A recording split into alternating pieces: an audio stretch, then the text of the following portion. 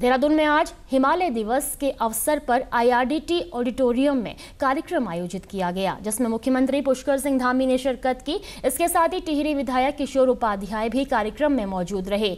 इस दौरान मुख्यमंत्री ने हिमालय दिवस के अवसर पर प्रदेशवासियों को शुभकामनाएं देते हुए कहा कि हिमालयी क्षेत्रों में सामाजिक विकास की आवश्यकता है। इसके साथ ही हमें पर्यावरण की रक्षा के लिए विशेष कदम उठाने की जरूरत है।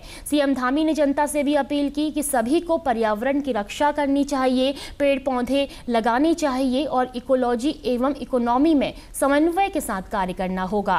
भावी पीढ़ियों के लिए हिमालय की सुंदरता और जैव विविधता को संरक्षित रखना हम सबका दायित्व है। हिमालय हमारे जीवन से जुड़ा विषय होने के नाते इसके संरक्षण का दायित्व भी हम सभी का है। उन्होंने कहा कि पर्यावरण संरक्षण उत्तराखंड वासियों के स्वभाव में है। हरेला जैसे पर्व प्रकृति से जुड़ने की हमारे पूर्वजों की दूरगामी सोच का परिणाम है। ये दिवस बहुत महत्व का दिवस है, क्योंकि आने वाले समय में और वर्तमान में जिस प्रकार की चुनौतियों का हम सामना कर रहे हैं, निश्चित रूप से हम सबको आज के दिन ये संकल्प लेना होगा कि हम पूरे वर्ष भर प्रकृति के संरक्षण के लिए, हिमालय के संरक्षण के लिए काम करेंगे। और इसीलिए हमने ये तय किया है कि 2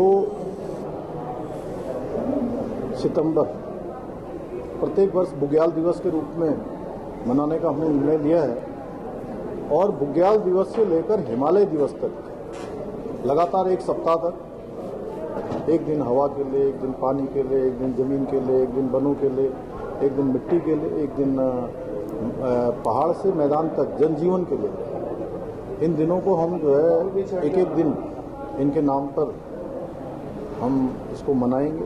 नहीं, आप देखेंगे उत्तराखंड, हिमाचल, जम्मू कश्मीर, नॉर्थ ईस्ट, ये पश्चिमी हिमालय पूरा दरक रहा है। और इसमें कहीं ना कहीं मुझे लगता है कि जो हम लोगों ने अनियोजित